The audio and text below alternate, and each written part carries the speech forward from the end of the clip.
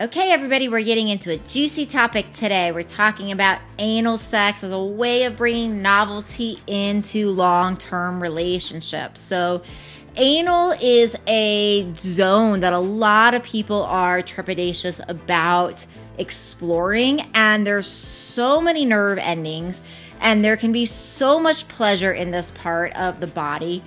And it's a great way of just mixing it up. It's a great way of adding novelty. It's a great way of adding pleasure. And so how do you begin to do this in relationships? So first of all, talk about it outside of the bedroom. Talk about it, the level of interest. Talk about it in a male-female hetero relationship. Talk about what it's like for both people to experience anal.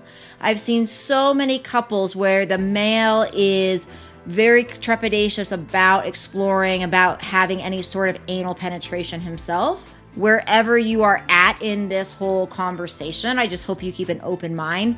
And sometimes a little bit of play there can be a lot of pleasure. So regardless, from a female perspective or a male perspective, there's a few things to know. So the first is, if you're worried about any sort of grossness about that area, I would definitely always encourage you, whether or not you're worried about it, to do anal play after bathing. Get everything nice and clean. Really make sure that you've had a bowel movement that day. You can also get something called an enema bulb, an anal enema bulb. And this is just a little bulb where it has a stem on it, and the stem acts as almost like a little speculum. You can put a little bit of lube on the speculum, insert it anally, and there's water in the bulb.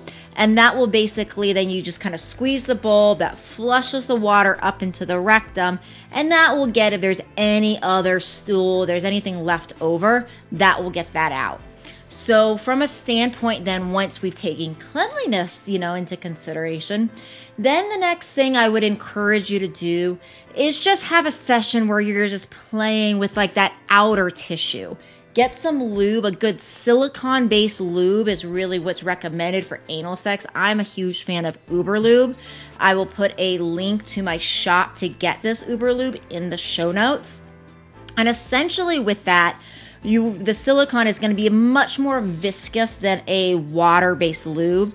It's also really important to do this particular play with somebody that is STI free, or that you are, open to taking that risk essentially with, because you're not going to want to use condoms for anal play, because if a condom comes off and gets stuck up there, you're probably going to the hospital.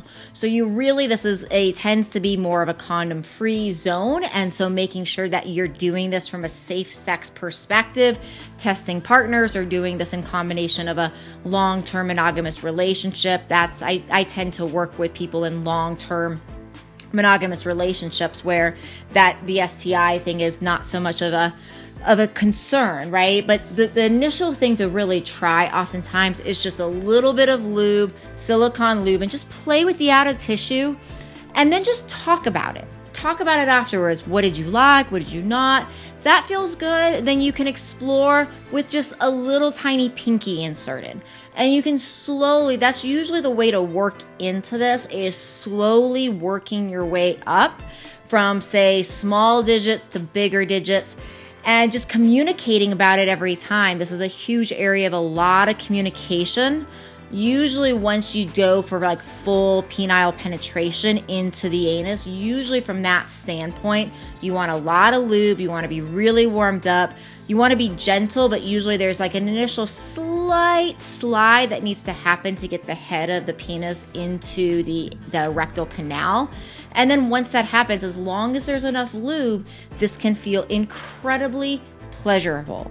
So this is a very different way of playing, I know, for a lot of people, but I'm really working to help you guys have so many different options on novelty, right? There's so many different ways of creating more unique combinations of pleasure and enjoyment and hotness and sexiness in long-term relationships. And the biggest thing is just having some sort of system for not getting in the rut. Think about the top ones we've talked about: position, people, things, places, right? These are the ideas, right? And with people, I'm not saying that you're bringing another party in. Some people do that, but what I'm more suggesting there is like role playing, right? Having fun with that. So we've talked about a lot of this throughout the channel, and I would encourage you at a minimum, if you can, at an absolute minimum, have once a month, switch it up night, where it's like, okay, once a month, there's a dedicated night to we're going to actively put effort into trying something new. If you can do that once a week, even better, but at least once a month, some sort of hot, sexy, new, try something new, do research, have a plan, flirt about it in advance. It can do wonders for waking up that dopamine and desire zone. And when you talk about it, beforehand and you talk about it afterwards, what I find is like, even if it wasn't the most pleasurable thing, and even if you're like, hey, I tried that thing and I don't think I want to do it again. What that allows is that closeness of connection, of communication, of openness around something vulnerable and being received and talking through, okay, well, what is pleasurable? What was not pleasurable? What could we change, right? So that level of intimate conversation can also be really hot and sexy and really help in those long-term relationships. So please drop your comments in the show notes. Share this with your friends. Don't keep me a secret. See you next time.